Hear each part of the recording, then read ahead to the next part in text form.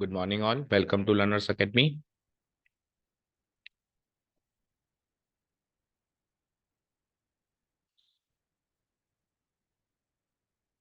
Okay, so we were at the last phase of exercise number 8.2. The exercise about to over. और फिर chapter नहीं, अभी chapter में तो एक मिसलेनियस और बच जाती है, बट एक्सरसाइज यहाँ पे खत्म हो जाएगी. The topic name is area between the two curves. Okay, so अलग अलग टाइप के curves like parabola, like ellipse, like circle, like straight line के कॉम्बिनेशन से जो एरिया इंक्लोज होता है उसका एरिया अपन यूजिंग डेफिनेट इंटीग्रल्स इस एक्सरसाइज में निकाल रहे हैं. Okay, so first two four हमने कर ली याद कर ली. सो क्वेश्चन नंबर 5 आज अपने को करना है. पढ़ते हैं, एक बार क्वेश्चन रीड आउट करते हैं. यूजिंग इंटीग्रेशन, सो उसने पहले ही क्लियर कर दिया है कि इंटीग्रेशन तो यूज करना ही करना है, जैसे पिछले वाले क्वेश्चन में भी किया था. क्योंकि इन दो क्वेश्चंस में हम विदाउट यूजिंग इंटीग्रेशन भी एरिया निकाल सकते हैं चाहे तो, बट क्योंकि चैप्टर का नाम है application of integrals, application of definite integrals, तो इसलिए यूजिंग इंटीग्रेशन तो करना ही पड़ेगा. You can not use any other approach. Find the area of the triangular region, क्योंकि ट्रायंगल का एरिया निकालने के और भी तरीके हमारे पास है ना, तो हम उससे भी निकाल लेते हैं, लेकिन वो उससे नहीं निकालना है अपने को. whose sides have equations this and this and this. ये लो सर, ट्रायंगल में तीन साइड्स होती हैं, तीनों साइड्स स्ट्रेट लाइंस होती हैं, तीनों साइड्स स्ट्रेट लाइंस होती हैं. स्ट्रेट लाइंस की इक्वेशंस लीनियर इक्वेशंस इन टू वेरिएबल टाइप की होती हैं. तो ये तीन इक्वेशंस उस ट्रायंगल की तीन साइड्स की इक्वेशंस हैं. ओके, ठीक है. तो अब उससे जो ट्रायंगल बनेगा वो अपने को सोचना है और फिर उसको उसका एरिया निकालना है. तो सबसे बड़ी चुनौती वही होती है क्या, कि एरिया कहाँ और कैसे इंक्लोज हो रहा है, वो वाला फिगर बना देना. सबसे बड़ी चुनौती वही होती है, क्योंकि जब तक ये नहीं पता चलेगा कि एरिया जो इंक्लोज हो रहा है वो कितना फर्स्ट क्वाड्रेंट में, कितना सेकंड में, कितना थर्ड में, कितना फोर्थ में, तब तक हम आगे नहीं बढ़ सकते. क्योंकि एक्स एक्सिस को बेस लेते हैं तो फर्स्ट एंड सेकंड क्वाड्रेंट में positive, third and fourth quadrant में नेगेटिव, फिर मॉडुलस लगाना पड़ता है.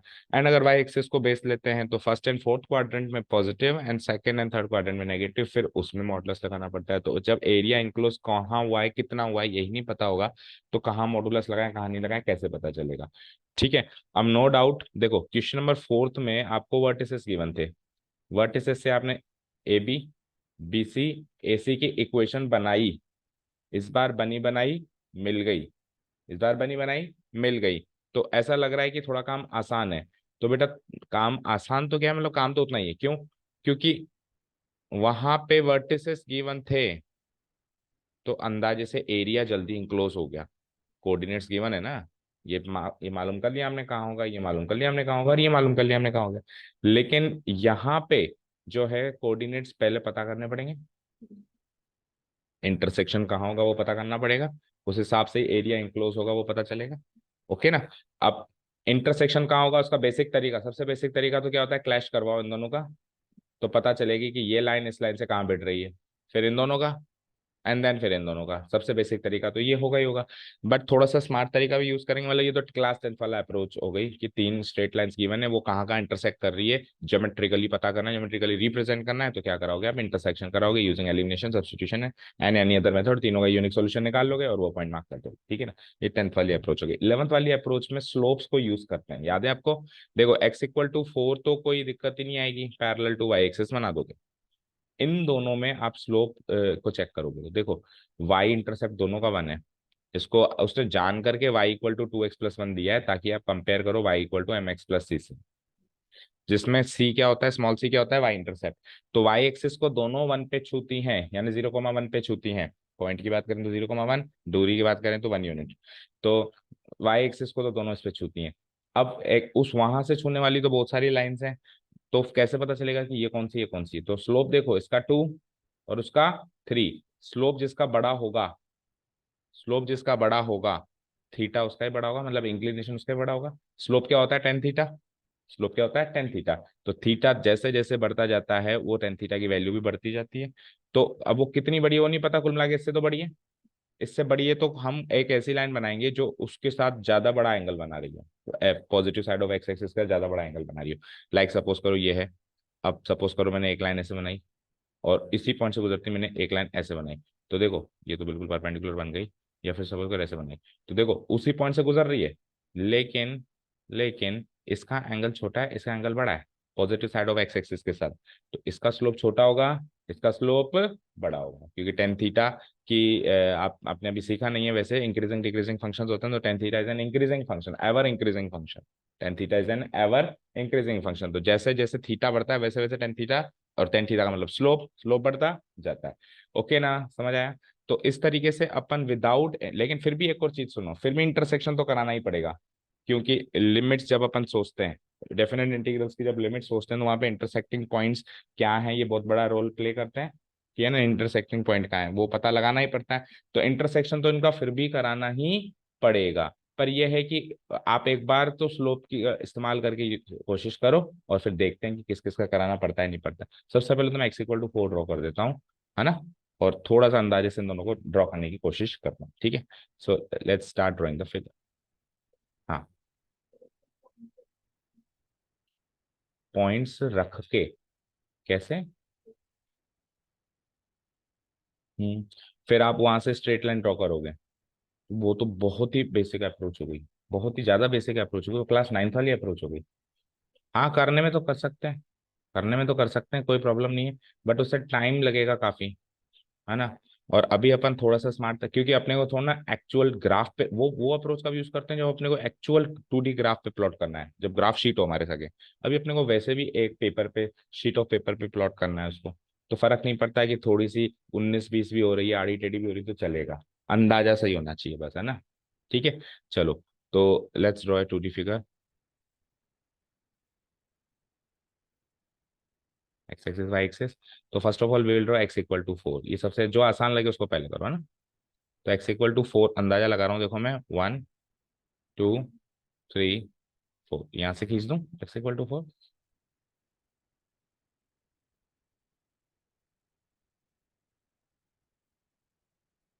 चलो जी, एक साइड तो तैयार है हमारी ट्रायंगल की, ओके, ये है एक्स इक्वल टू 4, ठीक है।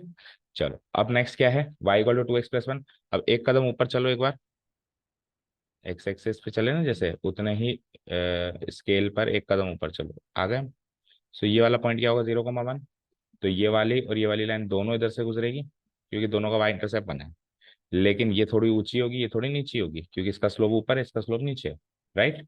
तो अंदाजे से मैं इधर से गुजरती हुई दो लाइंस बना देता हूँ, एक ऊंची और एक नीची।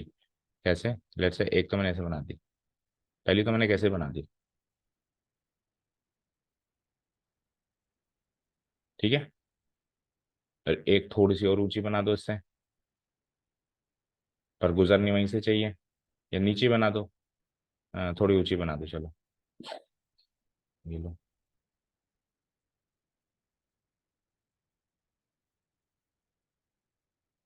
समझ आया? बोलो, समझ आया?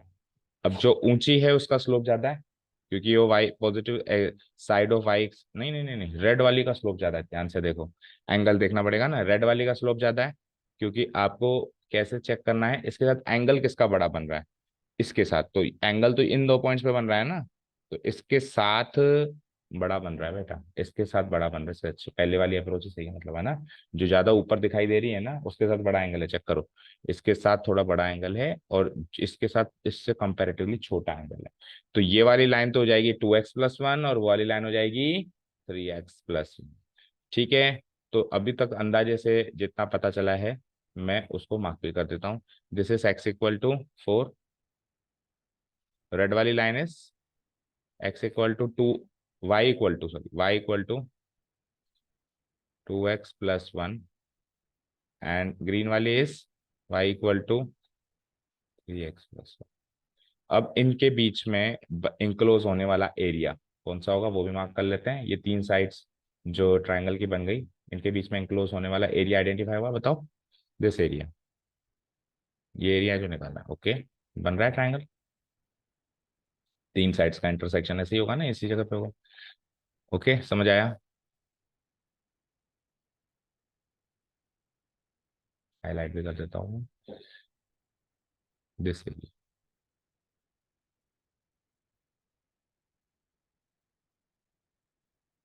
अब देखो, पॉइंट ऑफ इंटरसेक्शन तो फिर भी निकालना पड़ेगा, है ना, पर सारे नहीं निकालने पड़ेंगे। देखो ये निकला निकला है, लेट्स से इसी को ए ले लेते हैं, पहला पॉइंट, क्या है ये 0,1, 0,1, 0,1। ठीक है, और अब इसको ए ले लिया, इसको ले लो बी, एंड इसको ले लो सी, इसको ले लो सी। ठीक है, ओके। अब ये एबीसी ट्रायंगल का एरिया निकालना है। ध्यान से देखो, बी और सी जो पॉइंट्स हैं वो स्ट्रेट लाइन पे आ रहे हैं जो कि पैरेलल है वाई एक्सिस के।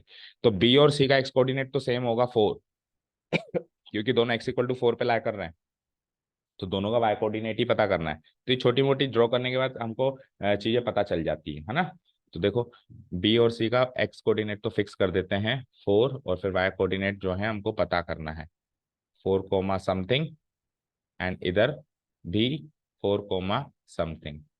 अब मुझे एक चीज बताओ, वो समथिंग पता करने की जरूरत ही क्या है? वो समथिंग पता करने की जरूरत क्या है? आप तो डेफिनेट इंटीग्रल में 1 से लेके 4 तक इंटीग्रेट ही तो करोगे। That's it। तो कहीं पर भी क्लैश कराने की जरूरत नहीं पड़ी ना, देखो। और अगर आप क्लैश करा के करते तो ये 3 पॉइंट्स के कोऑर्डिनेट्स मार्क होते, फिर कोऑर्डिनेट से फिर ट्राइंगल बनता। तो 2 अप्रोचेस है हमारे पास, और आप वाला तरीका जिसमें पॉइंट्स मार्क करके करते तो उसमें हो तो जाता है, बन तो जाती है आपसे लाइन। लेकिन उस वाले तरीके में फिर आपको प्रॉपर स्केलिंग करनी है, 1 2 3। अभी जैसे मैंने अंदाजे से किया ना 1 2 3 4, वो अंदाजा इधर लगाना, वो अंदाजा ऊपर लगाना, वो अंदाजा, क्योंकि आप पॉइंट्स निकालोगे 2,3 7, तो उनको पॉइंट को प्लॉट भी तो करना पड़ेगा, तो उसके लिए प्रॉपर ग्राफ वाली स्केलिंग होनी चाहिए आपकी शीट ऑफ पेपर पर। तो हो जाएगा, but it will take a lot of time. वो कब अप्रोचेबल है? जब आपको एक्चुअल कैलकुलेट, एक्चुअल रिप्रेजेंटेशन एक 2D ग्राफ पेपर पे बनाना, तब मैं कहूंगा कि उसको आप यूज करो। ठीक है, जैसे क्लास 10th में बनाने के लिए आया था ना, आया था। चलिए, मैं क्या करता हूँ, ये हटा देते हैं और ये भी हटा देते हैं, ए बी सी, और ये फुट ऑफ द परपेंडिकुलर है, पी ले लेते हैं, और इसके कोऑर्डिनेट्स 4,0 हो जाएंगे, हो जाएंगे। पी, इसके कोऑर्डिनेट्स ले लेते हैं 4,0। ये सेंटर हो ही जाएगा हमारा, ओ 0,0, ओरिजिन मतलब सेंटर क्या, 0,0। एंड वन मोर थिंग, इसके वाई कोऑर्डिनेट पता नहीं है ना, so let's put it y1 and y2। तो पता करने की जरूरत भी नहीं। डन। ओके, स्टार्ट करें कर सॉल्व करना। Here the equations of the three sides of triangle ABC are given as, are given as. ठीक है, तो देखो, सबसे पहले तो जो इजी है, साइड BC या साइड AB ले लो, चलो साइड AB, साइड AB की इक्वेशन क्या गिवन है, टेल मी, बोलो। ए बी वाली कौन सी है? ए बी, ये वाली है ग्रीन वाली, y = 3x + y। अच्छा, y की वैल्यू वैसे ही गिवन है अपने को, है ना। इंटीग्रेट कैसे करोगे, एरिया कैसे निकालोगे, क्या स्ट्रेटेजी बनाइए? ग्रीन वाली में से रेड वाली वाला एरिया माइनस करना पड़ेगा, क्योंकि ग्रीन वाली ज्यादा ऊपर है। 3x + 1 वाली में से 2x + 1 वाली वाला एरिया माइनस करना पड़ेगा। छत का काम ये दोनों लाइन ही कर रही हैं, तो f(x) मानना पड़ेगा। तो f(x) ग्रीन वाली को क्या मानूंगा मैं अभी? साइड ए बी जो लिख रहा हूँ वो ग्रीन वाली तो है, इसको मैं ले लूंगा f(x). ओके, y = 3x + 1, ये तो गिवन है इक्वेशन। और वी कैन से f(x) यहाँ से मिल गई ना मुझे, और वी कैन से f(x)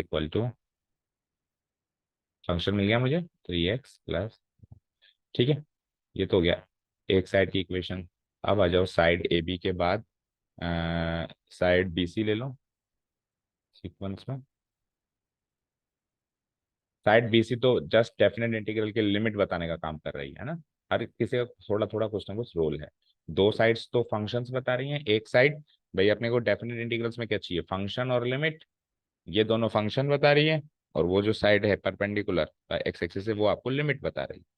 ठीक है, एंड अगर आप वाई एक्सिस को बेस मानते हैं तो परपेंडिकुलर ऐसे ड्रॉ करना पड़ता, फिर आपको वाई कोऑर्डिनेट निकालना ही पड़ता बी का, तब जाके 0 से लेके वो लिमिट बनती। और फिर अब उल्टा होता, अब रेड वाली में से ग्रीन वाली माइनस होती, अभी ग्रीन वाली में से रेड वाली माइनस हो रही है, उसमें ये होता। ठीक है, साइड बी सी, ये क्या है, x = 4। और इसका तो कोई रोल है नहीं, इसको बस लिख के छोड़ दो गिवन इन्फॉर्मेशन के हिसाब से। साइड बीसी के बाद आ जाओ साइड एसी,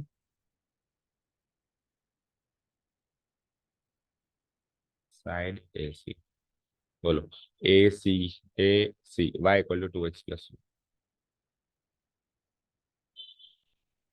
और वेकेंट से यहाँ से जी एक्स मिल गया आपको, यहाँ से जी ऑफ एक्स मिल गया क्या 2x+,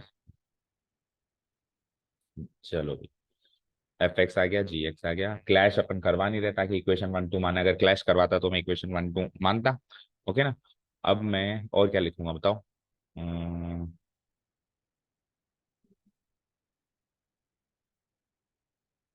हम्म, अब मेरे को क्या चाहिए होगा, एक तो ए के कोऑर्डिनेट्स, बी के, सी के, एंड पी के, इन चारों के, ये चारों कोऑर्डिनेट्स मैंने कैसे फिगर में मार्क किए इसके बारे में थोड़ा बहुत लिखना होगा, है ना। तो मैं यहाँ लिख रहा हूँ since comparing, now comparing, comparing, तो इक्वेशन 1 एंड 2 मार्क करना ही पड़ेगा फिर, है ना। 1 2, 1 2 3 मार्क कर दो सीक्वेंस में, equation 1, equation 2 and equation 3। So 1 and 3 को कंपेयर कर रहे हैं हम स्लोप इंटरसेप्ट फॉर्म से।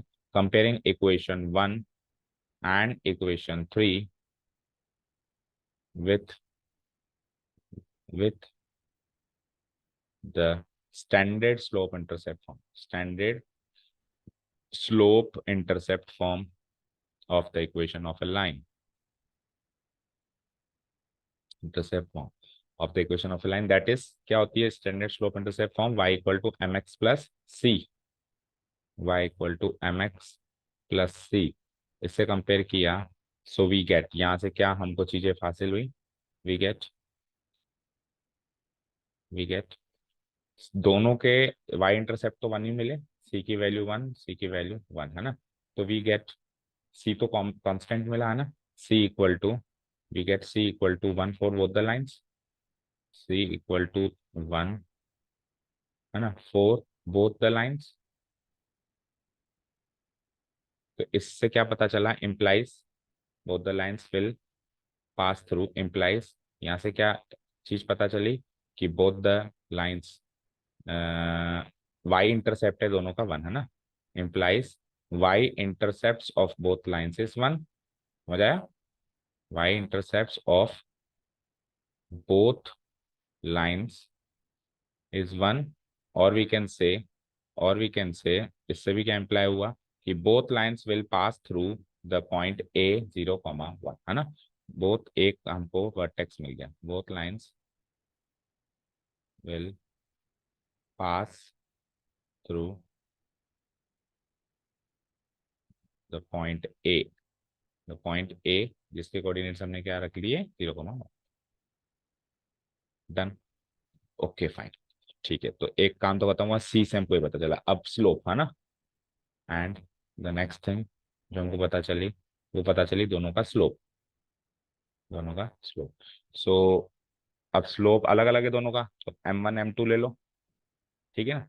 m1 ऊपर वाले का 3 एंड m2 नीचे वाले का 2, ये मिला हमको। यहाँ से क्या पता चला, यहाँ से हमको ये पता चला कि m1 = 3 वाली लाइन कौन सी है, साइड ए बी, है ना, साइड ए बी। इसका मतलब ये है कि साइड ए बी जो है lies above then side, side A B जो है कंपैरेटिवली साइड ए सी से बड़ा एंगल बनाती है ना, ये चीज पता चली हमको, implies side A B has has larger inclination, इसको इंक्लिनेशन बोलते हैं, बड़ा एंगल, है ना, larger inclination then then side A C. जो भी अपन फिगर में सोच के रहे हैं सबको मेंशन करना पड़ेगा आपको, है ना। तो अगर इसका इंक्लिनेशन लार्जर है तो ये साइड ऊपर है, इसके इसका ये ज्यादा बड़ा एरिया देगी कंपेयर टू साइड ए सी, तो बड़े में से छोटा एरिया माइनस करना होता है ना, तो साइड ए बी को डिफरेंशिएट इंटीग्रेट करके साइड ए सी को ए बी में से ए सी माइनस करना पड़ेगा। और लेट से इसका इंक्लिनेशन ज्यादा होता, अभी वाई एक्सिस को बेस मान ले तो इसका इंक्लिनेशन ज्यादा है ना वाई एक्सिस के हिसाब से, तो फिर इसमें से उसको माइनस करना पड़ेगा। And one more thing, side B और सी के कोऑर्डिनेट्स कैसे पता चलेंगे, वो ऐसे पता चलेंगे क्योंकि बी और सी जो है दोनों पॉइंट्स जो हैं इस पे इक्वेशन 2 पे लाया कर रहे हैं, तो दोनों के एक्स कोऑर्डिनेट तो 4 ही होंगे। ठीक है ना, यहाँ तक हो गया।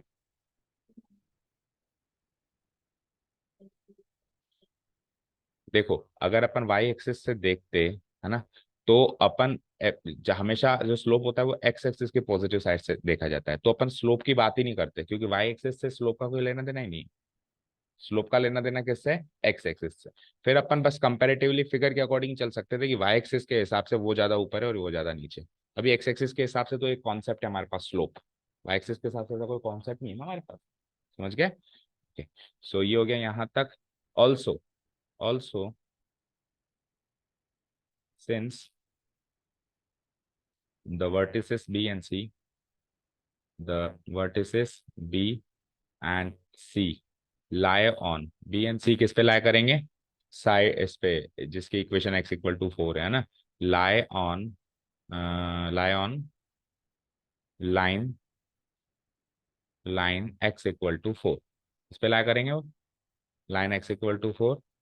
सो यहाँ से, so the coordinates of B and C, so the x coordinates है ना, एक्स कोऑर्डिनेट्स कि वाई कोऑर्डिनेट्स हमको लेना देना है ही नहीं। फिगर में हालांकि हमने मार्क कर दिया y1 y2, लेकिन इधर मेंशन करने की जरूरत नहीं। So the x coordinates of B and C is is same हो जाएगा 4। ठीक है ना, इसके आगे नीचे लिख देना hence hence hence the coordinates of point P R 4,0। ये मेन था, क्योंकि अपने को यही तो, यहीं से तो पता चलेगा 0 to 4 अपने को इंटीग्रेट करना है। Hence the coordinates of point P R 4,0। Done, सब कुछ हो गया। अब अपन एरिया डिफाइन कर लेते हैं, ठीक है ना। नाउ नेक्स्ट पेज पे आ जाओ। नाउ रिक्वायर्ड एरिया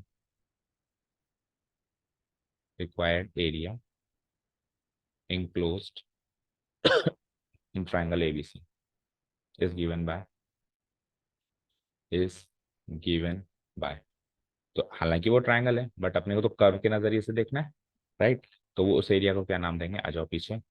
कर्व के नजरिए से देखना है तो ACBA, कर्व के नजरिए से ऐसे ही देख पाऊंगा मैं। AC, कैमरा आ रहा है बीच में, कैमरे को सेट कर दूंगा। ACBA ये होगा हमारा रिक्वायर्ड एरिया। कर्व के नजरिए से देखें तो, ट्राइंगल के नजरिए से देखना नहीं, अपने कर्व के नजरिए से। तो ACBA वो निकालने के लिए हमको किस में से किसको माइनस करना पड़ेगा वो देखना पड़ेगा। तो आओ वापस पीछे। तो बड़ा एरिया क्या हो जाएगा? देखो, OABCPO। ओके, OABCPO ये पूरा पूरा एरिया लेना पड़ेगा ना पहले तो माइनस करने के लिए। सो लिखो क्या लिखा आपने? OABCPO, OABCPO minus. अब छोटा एरिया देखते हैं, छोटे एरिया पे आइए। सो छोटा एरिया क्या हो जाएगा? OACPO, ऊपर ना जाके नीचे ये वाला एरिया माइनस करना पड़ेगा ना। तो OACPO, OACP, डन। चलो जी, अब इंटीग्रेशन का कर देते हैं एप्लीकेशन। तो 0 से लेके 4 लिमिट है दोनों की, तो अपन आगे चल के इसको मर्ज भी कर देंगे। ऊपर वाले को अपन ने बाय डिफॉल्ट FX ले लिया था, DX माइनस ये भी 0 से लेके 4 है, और नीचे वाले को अपन ने G(x) ले ही लिया था DX, done. Okay, so let's put the value.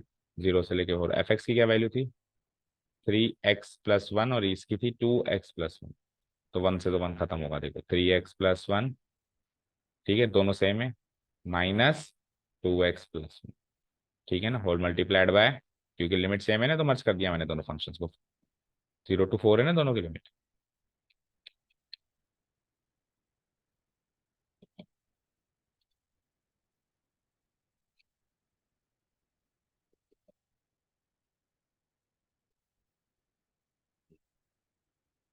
Okay, चलिए तो और फर्दर पहले इंटीग्रेट करने से पहले और सॉल्व कर दो। 1 - 1 हो जाएगा, 3x - 2x is just x को इंटीग्रेट करना है। ओके, तो काफी छोटा हो गया, x² / 2, 0 to 4, so it is like 4 square and 16/2 -0 यानी कि 8 square units. So integration part काफी सरल आएगा बेटा, ट्रायंगल हो या कोई सा भी, इस एक्सरसाइज में काफी सरल ही है। बस the main challenge is to draw the correct figure, उस फिगर को करेक्ट बना दो, बस मेन चैलेंज आपके सामने वो है। ठीक है ना, हो गया, समझ में आ गया? हाँ हाँ बताओ, डायग्राम।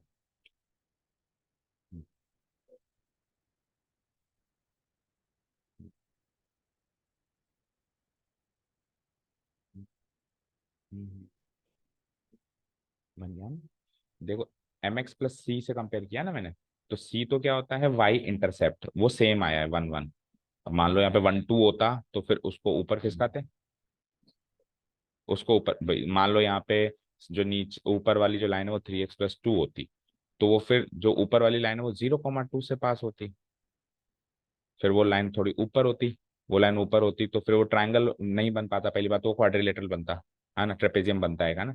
तो फिर वो ट्रेपेजियम का एरिया पूछता, एरिया तो ट्रेपेजियम क्वाड्रिलेटरल सबका ही निकालना है अपने को, अभी ट्रायंगल बन रहा है नहीं तो। और ट्रायंगल बनने के लिए देखो, ट्रायंगल बनने के लिए ये दोनों सेम होना जरूरी है, ट्रायंगल बनने के लिए ये 1 और 1 होना जरूरी है। अगर ये दोनों अलग अलग हो जाएं तो फिर ट्रायंगल नहीं बनेगा, फिर ट्रेपेजियम बनेगा, तो फिर वो आगे होकर कहेगा फाइंड एरिया ऑफ ट्रेपेजियम। कोई बड़ी बात नहीं है, आपसे एग्जाम में ट्रेपेजियम का पूछ जाए पूछ लेता हूँ। ठीक है, पहले वाई इंटरसेप्ट पकड़ो और फिर स्लोप पकड़ो। वाई इंटरसेप्ट आपको बताएगा कि लाइन एक्स वाई एक्सिस को कहाँ से छूती हुई जाएगी, और फिर स्लोप बताएगा कौन ऊंचा कौन नीचा।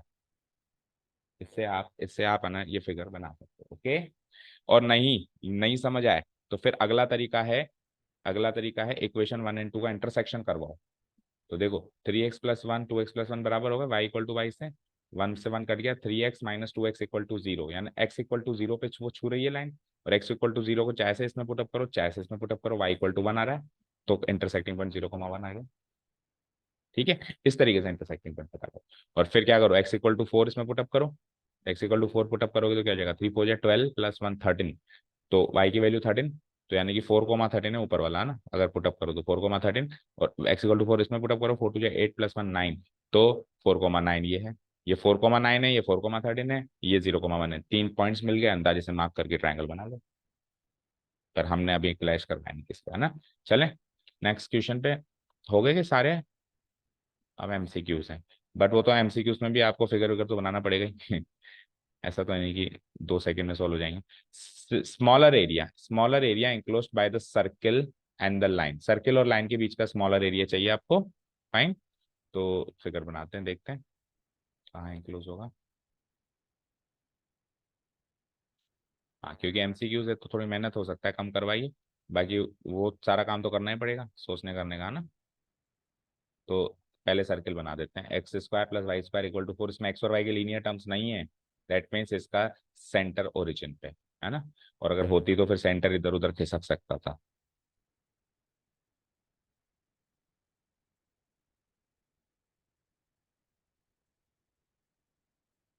डन, ठीक है, 4 को क्या लिख सकते हो, 2 का स्क्वायर, तो यानी कि ये जो डिस्टेंस है 2 यूनिट्स है, तो फिर इनके पॉइंट्स मार्क कर दो क्विकली, 2,0 -2,0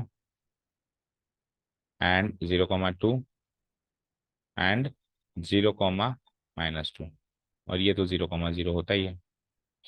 ओ, ठीक है, अब आगे चलते हैं। अब एक लाइन है x + y = 2, अब x + y = 2 कैसे जल्दी से मार्क करोगे, सोचो जरा।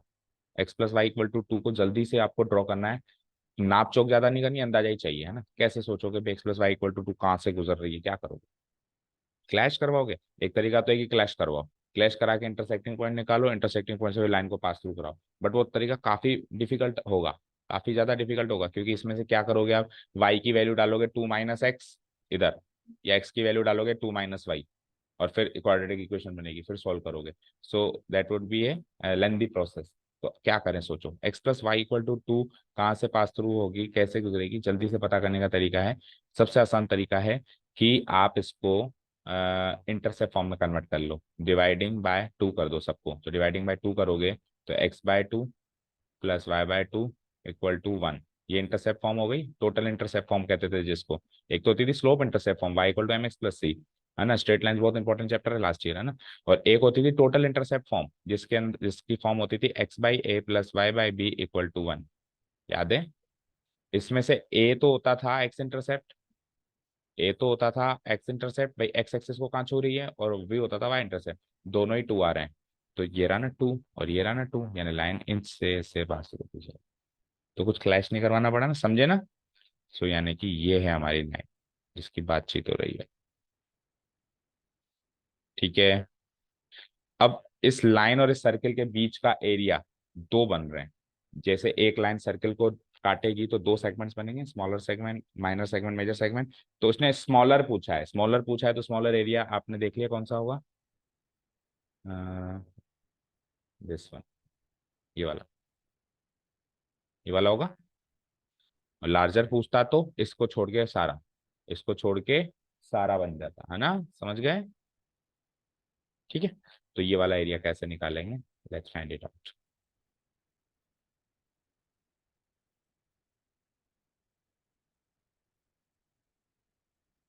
तो सिंपल सा लॉजिक है, देखो ये एरिया निकालो पहले, सर्किल को इंटीग्रेट करके एरिया निकालो, फिर उसमें से लाइन को इंटीग्रेट करके एरिया माइनस करो, या फिर यूं कहें ट्राइंगल का एरिया माइनस करो। अब क्योंकि एमसीक्यूज है तो हम half into base into height से भी ट्राइंगल का एरिया निकालेंगे, कौन सा हमको पता चलेगा। ठीक है ना। बट सपोज करो फिर सब्जेक्टिव में आ गया तो फिर पता चल जाएगा। तो हम क्या कर देते हैं, देखो ये ओ है, इसको ए ले लेते हैं, पॉइंट्स का नाम लिख देते हैं, एंड उसको ले लेते हैं बी। डन। चलो जी। और कहीं कोई पॉइंट डाउन मार्क करने की जरूरत पड़ेगी क्या, बिल्कुल करेगी। कर्व के ऊपर करेगी, नहीं तो फिर वो नामकरण सही से नहीं हो पाएगा, सी डाल दो कहीं पर भी। ओके। चलो तो रिक्वायर्ड एरिया लिख दो, अब इसमें स्टेप्स नहीं लिख रहा हूं मैं। Required area will be equal to, नाम बोलो रिक्वायर्ड एरिया का, ACBA। ओके। ACBA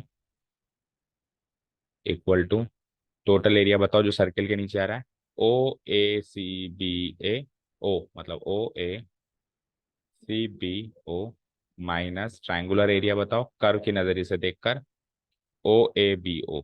OABO, और अगर ट्राइंगल का है तो ट्राइंगल OAB। अगर ट्राइंगल के नजरिए से कहें तो ट्राइंगल OAB। लेकिन हम तो डिफरेंशिएट इंटीग्रेट करके करेंगे ना, क्योंकि इन केस अगर ये सब्जेक्टिव में आ जाए तो क्या कर लेंगे फिर, OABO। फाइन। चलिए जी। तो इंटीग्रेशन लगाओ, जीरो से लेके टू इंटीग्रेट होंगे दोनों, आप चेक कर लो, लिमिट जीरो से लेके टू है। तो फिर अगेन हम मर्ज कर देंगे इसमें, है ना। इसको एफ एक्स ले लो, इसको ले लो f x d x, minus zero से लेके टू उसको ले लो g of x d x. पर वैल्यू तो निकालो, वो तो निकाली नहीं हमने। तो जो बड़ा वाला है वो सर्किल है, बड़ा एरिया बनाने वाला, तो यहाँ से वाई की वैल्यू निकालो, वो तो हो जाएगी एफ एक्स। निकालो जरा वाई की value, it will be like 4 - x² का रूट, 4 - x² का रूट। सो ये हो जाएगा हमारा एफ एक्स। और यहाँ से वाई की वैल्यू निकालो, तो 2 - x वो हो जाएगा हमारा जी ऑफ एक्स। कर दूं वैल्यू पुटअप, आइए। सो अब कॉमन लिमिट भी लगा दो जीरो से लेके टू, और वैल्यू भी पुटअप कर दो, एक ही स्टेप में दोनों काम कर देते हैं। So it is like 4 - x² का रूट माइनस 2 - x इंटू और multiplied by D x. Done. ठीक है। अब इसको सॉल्व भी कर दो लगे हाथ, -2 - x माइनस करके 2 - x करोगे ना तो साइन चेंज हो जाएंगे ना। तो क्या हो जाएगा, -2 + x हो जाएगा, या फिर यूं कहूं +x - 2 हो जाएगा। ठीक है। +x - 2। ओके। dx। चलो जब इंटीग्रेट कर दें, तो 4 - x² वही साइन इनवर्स वाली जो एक स्टैंडर्ड इंटीग्रल है, वो तो एक ही इंटीग्रल काम आया उन तीन में से पूरे एक्सरसाइज में, तो याद ही हो गया होगा। अब तो x/2, x/, और जनरली वो सर्किल की इक्वेशन में आएगा, है ना। x/2, ये पूरा का पूरा एज इट इज, फिर a² तो 4 ही है, प्लस करें, है ना, 4 4/2 यानी 2, साइन इनवर्स x/2, वो a की वैल्यू 2 है, प्लस आगे भी बढ़ जाओ, x का x²/2 -2 का 2x। तो integration part total over, let's put the let's put the limits zero से लेके टू। तो आइए सबसे पहले टू पुटअप करेंगे तो ये जीरो बनेगा, 4 - 4। फिर इधर टू पुटअप करेंगे तो 2 × 2/2 यानी π/2, साइन इनवर्स 1 यानी π/2, प्लस इधर 2 पुटअप करेंगे 4²/2 यानी 2, -4, ये 2 पुटअप करने का काम खत्म, माइनस 0 पुटअप करेंगे ये 0, 0 पुटअप करेंगे तो ये भी 0, मतलब -2 × 0 यानी 0 ही, फिर 0 पुटअप करेंगे तो ये भी 0, प्लस 0 पुटअप करेंगे तो ये भी 0, तो ये तो सब 0 ही है, बस आपको वही काउंट करना है, 2 से 2 खत्म, और π2 - 4 यानी कि -2, π - 2 square units, option B correct है, ऑप्शन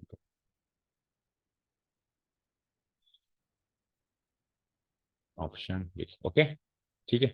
अच्छा अब ट्राइंगल के अप्रोच से करते हैं, half into base into height से, तो हाफ इंटू बेस क्या था 2, और हाइट भी क्या थी 2, तो 2 × 2, तो 2 स्क्वायर यूनिट जो माइनस किया ना ट्राइंगल का एरिया, ठीक है, ये जो 2 माइनस किया ना मैंने। अच्छा कुछ भी मत करो, टोटल इंटीग्रेशन को भूल जाओ तो भी सॉल्व हो सकता है, ये एरिया ही तो निकाल रहे हो आप, ये क्या है quadrant of a circle, quadrant of a circle का मतलब सर्किल का 1/4, πr² का 1/4, πr² का 1/4 मान π²/4, रेडियस 2 यूनिट्स है, तो पाई इंटू 2 × 2/4, 2 से 2 4 कट गया, तो पाई स्क्वायर यूनिट्स तो इसका एरिया, और 2 स्क्वायर यूनिट्स उसका एरिया, π - 2, ठीक है ना। सो हमने कहीं पर भी इंटीग्रेशन को यूज भी नहीं किया, ट्राइंगल का एरिया हाफ बेस साइड से निकाल लिया, सर्कल के क्वाड्रेंट का एरिया सर्कल के एरिया का 1/4 कर दिया, तो ये सारे टेक्निक्स आप अप्लाई कर सकते हो अगर आपके पास टाइम की शॉर्टेज है, अगर एमसीक्यूज हैं और जरूरत नहीं पड़ रही इंटीग्रेशन को यूज करने की, तो ओके ना। चलो next, last, area lying between the curves this y² = 4x, क्या होगा y² = 4x, पैराबोला, कौन से फेस होगा इसका पैराबोला का, y² = 4x, तो y की पॉजिटिव नेगेटिव के लिए x पॉजिटिव, तो राइटवर्ड फेसिंग, और y = 2x, एक स्ट्रेट लाइन होगी, ठीक है। सो पहले काम वही जो करते हैं हमेशा, फिगर बनाएंगे, उससे पहले कुछ कर ही नहीं पाएंगे, कितना भी हो जाए, आधे नंबर का ही क्वेश्चन हो, पर इसमें तो फिगर बनाए बिना हम स्टार्ट भी नहीं कर सकते, राइट। तो राइटवर्ड फेसिंग पैराबोला पहले बना देता हूं मैं, स्टैंडर्ड पैराबोला है क्योंकि इसमें कहीं पर भी कांस्टेंट टर्म नहीं है, तो ओरिजिन से पास थ्रू होगा, है ना। किसी की भी इक्वेशन में अगर कांस्टेंट टर्म मिसिंग है, मतलब ये कहें कांस्टेंट टर्म 0 है, तो वो जो कर्व होगा, चाहे से वो पैराबोला हो, हाइपरबोला हो, सर्किल हो, स्ट्रेट लाइन ही क्यों ना हो, वो ओरिजिन से जरूर पास होगी अगर कांस्टेंट टर्म मिसिंग है, तो y = 2x में मिसिंग है, और y² = 4x में मिसिंग है। अच्छा ये वाली की बात कर रहा था मैं ना, ये इसमें भी मिसिंग है, इसमें मिसिंग है ना, ये लाइन भी ओरिजिन से पास थ्रू करेगी, अब ओरिजिन से पास थ्रू करेगी, इसको mx + c से कंपेयर करें तो m की वैल्यू 2, m की वैल्यू 1 का मतलब क्या होता है, टेन थीटा यानी 1, टेन थीटा 1 कब होता है, π/4, तो यानी कि π/4 यानी 45 डिग्री, तो 45 डिग्री से बड़ा एंगल 45 डिग्री अगर होता तो एग्जैक्ट ऐसी लाइन बनती है, लेकिन अब उससे बड़ा है स्लोप, तो थोड़ी सी ऊपर बना दो, जैसे कौन सा हमको एक्चुअल नाप चोक करनी है ना, ठीक है, समझ आया ना। तो इस तरीके से जल्दी से काम करना है। सो 45 डिग्री से थोड़ी सी बड़ी इंक्लिनेशन वाली लाइन बना दो, ठीक है। सो ये वाला एरिया हो गया, फिर तो find the area lying between the curve है, तो इन दोनों के बीच में एक ही टाइप का एरिया लाई हो रहा है, वो है ये वाला, वो है ये वाला, राइट,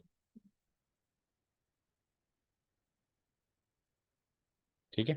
अब ये एरिया वाई एक्सिस के सिमेट्रिक या एक्स एक्सिस के सिमेट्रिक चलोगे बताओ, एक्स एक्सिस के सिमेट्रिक ही चलना है, ठीक है, तो फिर एक्स एक्सिस पर परपेंडिकुलर ड्रॉ करना पड़ेगा, ये तो हो गया ओ 0,0,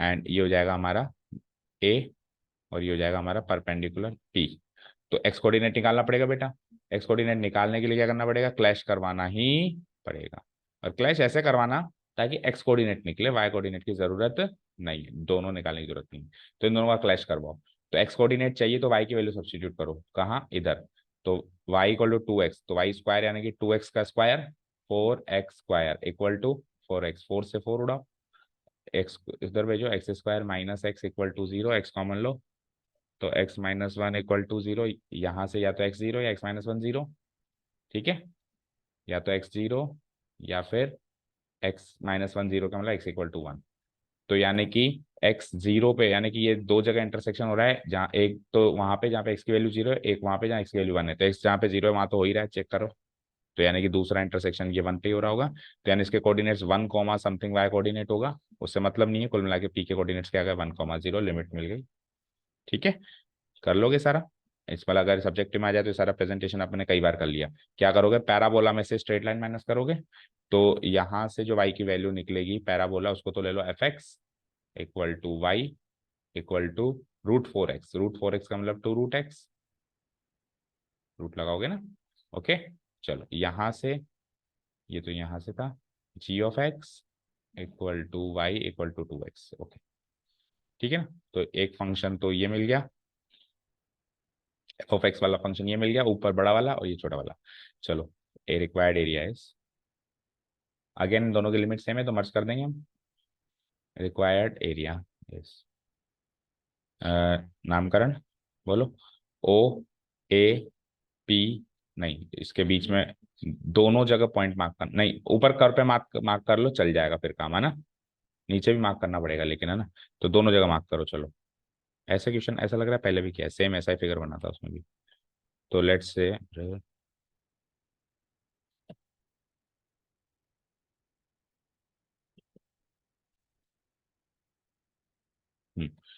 सो इसको ले लो बी, इधर कहीं ले लो सी। चलो, तो रिक्वायर्ड एरिया बताओ पहले तो, OCABO, OCABO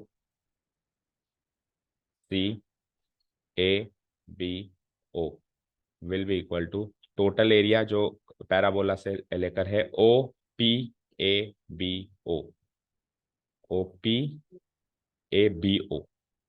minus triangular area, या तो ट्राइंगल की नजर से देखें तो ट्राइंगल ओपी है ना, ट्राइंगल ओपी है। और नहीं, अगर कर्व के नजरिए से देखें तो OPACO, OPABO की जगह CO। देखो, BO में ऊपर से जाओ, CO में नीचे से आओ, है ना। ओके चलो, और लिमिट दोनों की सेम है ही।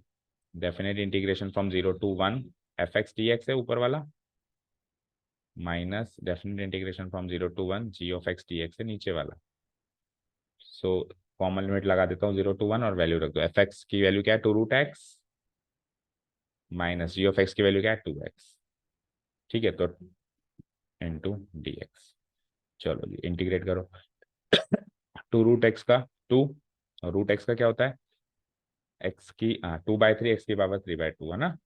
तो इंटू 2, तो ये वाला 2 है, एक 2/3 और आएगा, और x की पावर 3/2। ठीक है, माइनस 2x का 2 इंटू x² बाय 2। ठीक है, 0 to 1। तो ये 2 से 2 कट जाएगा, ये क्या हो जाएगा 4/3, 4/3 x की पावर 3/2 माइनस x²।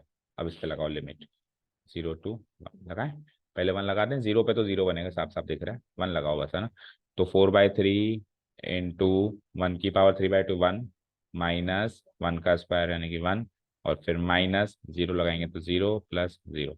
सो 4/3, 4/3 इंटू 1 4/3, तो 4/3 माइनस 1 गिव्स मी 3 1 जा 3, 4 - 1 1/3 स्क्वायर, 1/3 स्क्वायर यूनिट्स। करेक्ट है। Option number, option number B.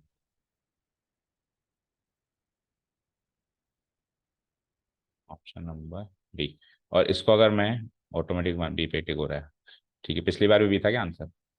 ठीक है, चलो। हाँ, मैं क्या कह रहा था, अगर हम इसको इंटीग्रेशन के अप्रोच से नहीं करें तो ट्राइंगल का एरिया निकाल सकते हैं, वो वाला एरिया निकालने का कोई प्रोसेस हमारे पास है नहीं, क्योंकि ये कोई सर्कल का क्वाड्रेंट नहीं है, ये पैराबोला का एक छोटा सा पार्ट है, इसका एरिया निकालने का सच कोई फॉर्मूला हमको गिवन नहीं है। सर्किल का एरिया निकालने का फॉर्मूला गिवन है। तो ट्राइंगल का एरिया कैसे निकालोगे, हाफ बेस साइड से, तो एक यूनिट ऊपर, लेकिन फिर हाइट निकालनी पड़ेगी, फिर वाई कोऑर्डिनेट निकालना पड़ेगा उसके लिए। तो वाई कोऑर्डिनेट कैसे निकालूंगा मैं, एक्स की वैल्यू 1 है ना, कहीं पर भी पुटअप कर दो। लेट से एक्स की वैल्यू 1 यहाँ पुटअप कर दूँ तो वाई की वैल्यू 2, तो वाई की वैल्यू 2 यानी कि 1,2 है ना। तो half base height, half base 1 height 2, तो 1 स्क्वायर यूनिट। तो ये जो 1 माइनस कर रहे हो ना, ये ट्राइंगल का एरिया है, यानी कि इस पैराबोला के अंदर का एरिया 4/3 है। ठीक है, चलो, तो डन, ऑल डन। ये लो साहब, आपकी एक्सरसाइज यहाँ पे खत्म होती है, दोनों टॉपिक्स खत्म होते हैं, लेकिन अभी काम खत्म नहीं होता है, अभी मिसलेनियस बाकी है। So tomorrow we will start miscellaneous exercise. उससे पहले आज आपके पास संडे है तो थोड़ा टाइम मिलेगा आपको, तो आपकी ड्यूटी है कि मिसलेनियस एग्जाम्पल्स थोड़े थोड़े जितने कोशिश करना, एक आध दो तीन जितने भी देख पाओ, क्योंकि साथ के साथ करते जाओगे तो साथ के साथ डाउट्स पूछते जाओगे तो साथ के साथ ही सब कुछ होता जाएगा। छोड़ दोगे तो बैकलॉग बढ़ता जाएगा बढ़ता जाएगा बढ़ता जाएगा। ठीक है ना। तो मैं तो कल मिसलेनियस एक्सरसाइज स्टार्ट कर दूंगा और फ्लो फ्लो में एक दो दिन में हो भी जाएगी, फिर ये रह जाएंगे। ठीक है, फिर मार्क्स नहीं आते एग्जाम में ना, टेस्ट में, और टेस्ट भी फिर अभी पेंडिंग हो गया ना। चलो, thank you so much for listening to us, have a nice day, keep learning.